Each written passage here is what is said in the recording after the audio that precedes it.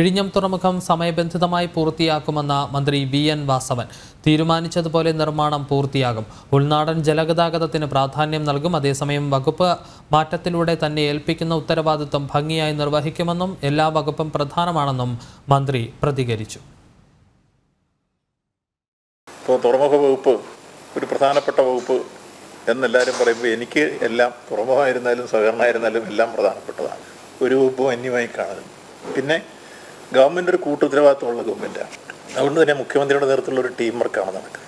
ഏത് വകുപ്പെടുത്താലും ആ കാര്യങ്ങൾ ഭംഗിയായി കൈകാര്യം ചെയ്തു പോകാൻ എല്ലാ ഉപദേശവും നിർദ്ദേശവും വേണ്ടത്ര രൂപത്തിലുള്ള പിൻബലവും മുഖ്യമന്ത്രിയുടെ ഭാഗത്ത്. ഇന്ത്യയിലെ ഏറ്റവും വലിയ തുറമുഖങ്ങളിൽ ഒന്നായി വിഴിഞ്ഞം മാറും.